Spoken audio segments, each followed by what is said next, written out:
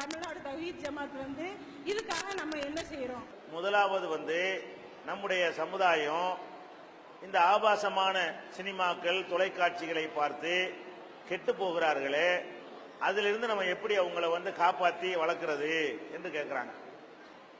அதுக்கு வளர்க்கிற லேசான விஷயம்தான். என்னன்னு கேட்டா, யதார்த்தமான ஒரு விஷயத்த பெரியவங்களா இருக்கிற நம்ம புரிஞ்சுக்கிறணும். நம்ம என்ன பண்றோம்னு கேட்டா, ஆபாசத்தை பார்க்க கூடாதுன்னு சொல்லிவிட்டு அந்த சீரியல் உட்காந்து பார்த்துட்டு இருக்கிறோம். ஆபாசம் பார்க்க கூடாதுங்கிறோம். பெரியவங்களா இருக்கக்கூடிய நம்ம என்ன பண்றோம், அந்த நெடுந்தொடர் போடுறாங்க, மெகா தொடர், இந்த மெகா தொடர் உட்கார்ந்து என்ன செய்யறோம், பார்த்துட்டு இருக்கிறோம். அந்த ஆபாசம் எப்படி ஒரு வகையில் தீமையாக இருக்கிறதோ அது மாதிரி இந்த நாடகங்களும் தீமையா இல்லையா? பொய் தானே தம்பிட்டு, அதுல எல்லாமே பொய், அதுல ஒண்ணு கூட உண்மை கிடையாது. அது பிராக்டிக்கல் லைஃபுக்கு ஒத்தே வராது. அவன் காட்டக்கூடிய காட்சிலாம் என்ன இல்ல, அனைத்துமே பொய்யான ஒரு விஷயம்தான். இந்த மாதிரி விஷயத்தை பார்த்து பார்த்து நம்ம பழகி போனோம் என்று சொன்னால் நம்ம கற்பனை உலகத்தில் வாழக்கூடியவர்களாக நம்ம மாறி விடுவோம். நீங்க பார்க்கலாம், உங்க அந்த தொலைக்காட்சியில ஒரு நடிகையோ ஒரு நடிகனோ கதாநாயகன் கதாநாயகி ஏதோ ஒண்ணு இருப்பாங்கன்னு வைங்களேன், அவங்களுக்கு ஏதாவது ஒரு பாதிப்பு வந்துச்சுன்னு சொன்னா உட்கார்ந்துட்டு அழுவுறீங்களா?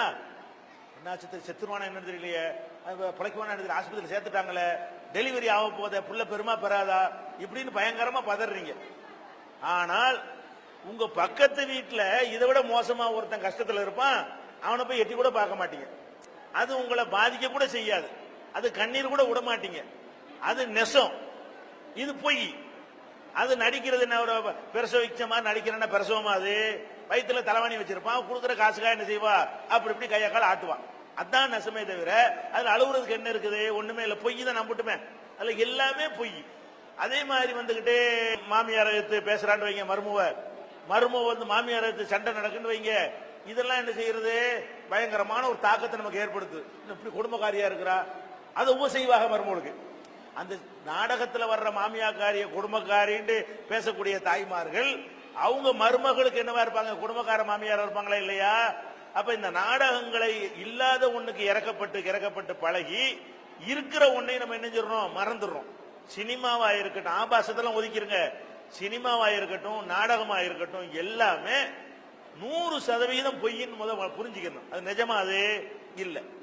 முதலாவது தெரிந்து கொள்ள வேண்டிய விஷயம் என்னன்னு கேட்டா, அது சினிமா நாடகம் அத்தனையிலையும் உள்ள நடிகர்களா வரக்கூடியவர்கள் உலகத்திலேயே மகா மகா மகா மகா மகா எத்தனை வேணாலும் போட்டுக்குங்க, அவ்வளவு களிப்பட்டவர்கள் தான் அதுல இருக்கிறார்கள்.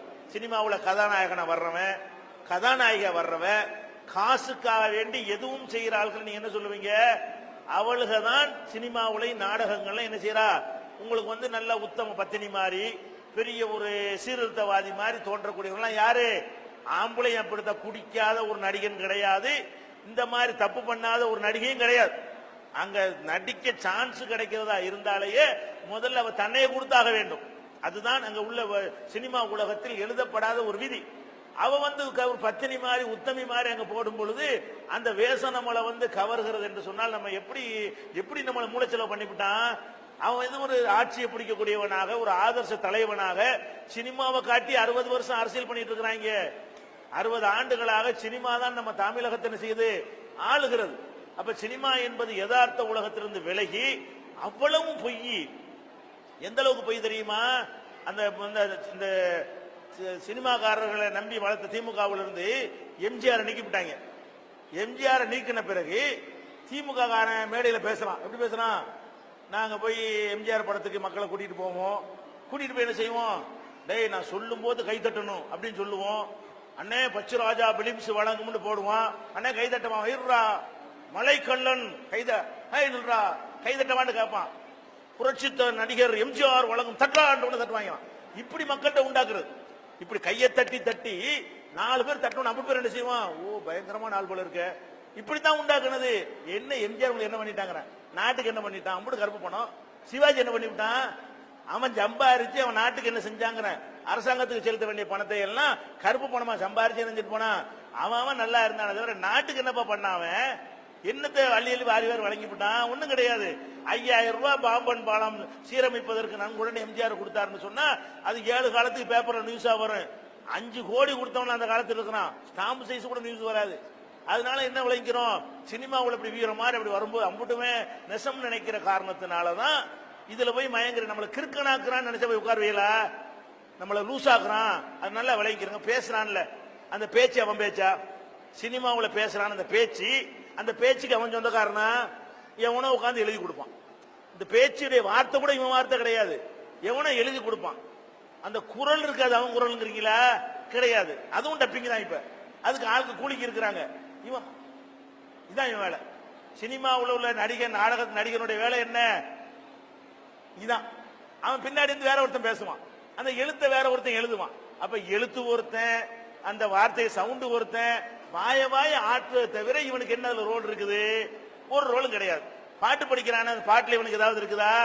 அந்த பாட்டை எழுதினவன் ஒருத்தன், அதுக்கு குரல் கொடுக்குறவன் ஒருத்தன், அது டாம் டிம் இடையில சவுண்ட் கொடுக்குறானே அது ஒருத்தன் உட்கார்ந்துட்டு இருப்பான். 3 பேரும் உட்கார்ந்து என்னமோ பண்ணிக்கிட்டு இப்ப மேல என்னது நம்மளை எப்படி கிரிக்கெட் வச்சுட்டா? அது நெசம். எம்ஜிஆர் படிக்கிறாரு அப்படிங்கிறான், எம்ஜிஆர் படிக்கிறாரு, பேசினாலும் யாருக்கும் புரியாது. தமிழுக்கு டிரான்ஸ்லேஷன் பண்ணணும். அவர் பேசினார்னு சொன்னா தமிழுக்கு என்ன செய்யணும், மொழிபெயர்ப்பு போற அளவு அவர் சுத்தமா பேசுவாரு. அவர் படிக்கிறான், எம்ஜிஆர் படிக்கிறாரு. இந்த மாதிரி நம்மளுக்கு கிறுக்கனாக்கி விட்டாங்களே, அதுல ஏதாவது நெசமா? சண்டை காட்சி வருதுன்னு வைங்களேன், சண்டை காட்சியில் என்ன இப்படிமா 10 பேர் விடுவாங்க. என்கிட்ட பேர் சொல்லுங்க, நான் அடிக்கிறேன் 10 பேர், நான் அடிப்பேன் அவன் 10 பேர். அவங்க அது மாதிரி உள்ளதுலே வீக்கான ஆளுக்காரனா சினிமாக்காரன் தான். அவன்கிட்ட இந்த தண்ணி அடிச்சு அடிச்சு உடம்புல ஒண்ணுமே இருக்காது. இந்த மாதிரியா உட்கார்ந்துட்டு இவன் என்ன செய்யறான், நம்மளை ஏமாத்திட்டு திரிகிறான். அதுல என்ன நடக்கிறது அப்படின்னு பாத்தீங்கன்னா, ஒரு 2 நிமிஷம் சண்டை காட்டுறான்னு வைங்க, இந்த 2 நிமிஷம் சண்டை 60 தடவை எடுப்பாங்க. எப்படி எடுப்பாங்க? இது ஒரு நாளைக்கு இப்படி கையை ஓங்குவாரு, அதை ஒரு நாளைக்கு எடுத்துருவாங்க, உட்காந்துருவாரு, கடைச்சு போயிருவாரு. அதுக்கு என்ன செய்யறது, வாங்கின கையை இப்படி பாரு, அதை எடுத்துக்கிடுவாங்க.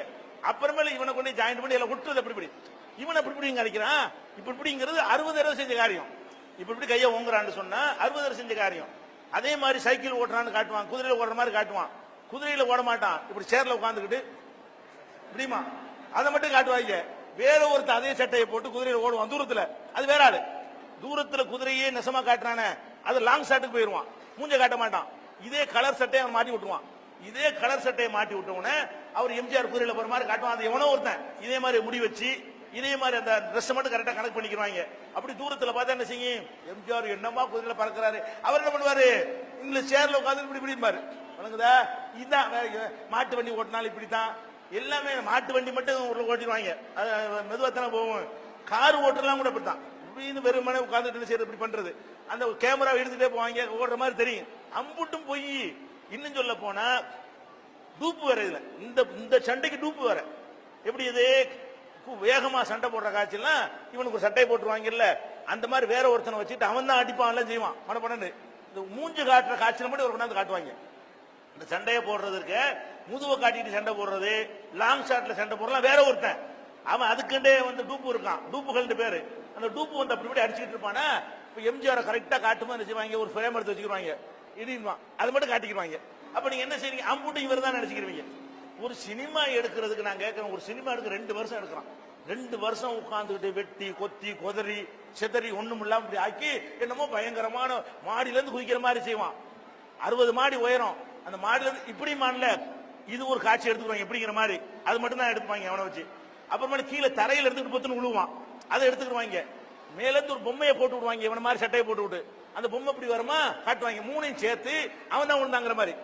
அந்த மாடியில இருந்து விழுவே மாட்டான், இப்படிமா அதை மட்டும் எடுத்துக்கிடுவாங்க. ஒரு பொம்மையை தூக்கி போடுவாங்க, வைக்க போறலாம் அமைக்கி, இவனை மாதிரி ட்ரெஸ்ஸை போட்டு அமைக்கி விடுவாங்க. அது பொம்மை வருமா கீழே வரைக்கும் வருமா, தரையில அடுத்த நாளைக்கு தரையில இருந்து பொத்துன்னு கீழே விழுவான். பார்த்தா என்ன செய்ய, மேல இருந்து இவ்வளவு காயமே அப்படிங்கிற மாதிரி காட்டு. எல்லாம் பொய், அம்புட்டு பொய்.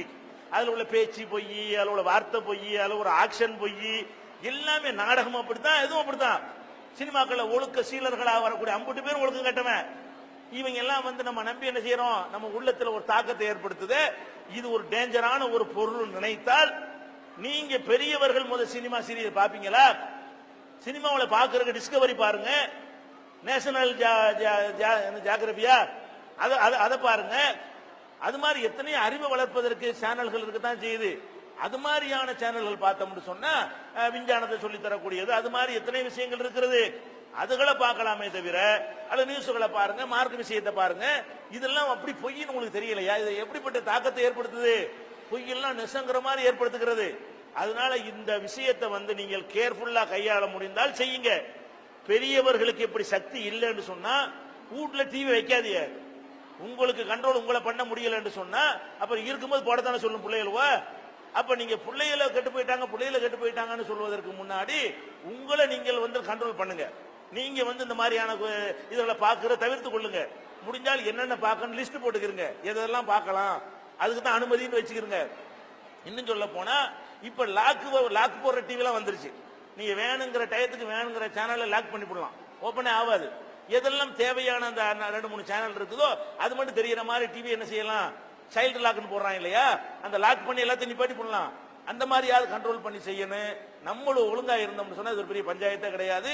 இந்த சினிமாங்கிறது மாய பொய் ஒட்டுமொத்த சமுதாயத்தை நாசக்கேடாக்கி விட்டது. ஆட்சியில உட்கார்ந்து நாடு கெட்டு போனது காரணமே என்னது?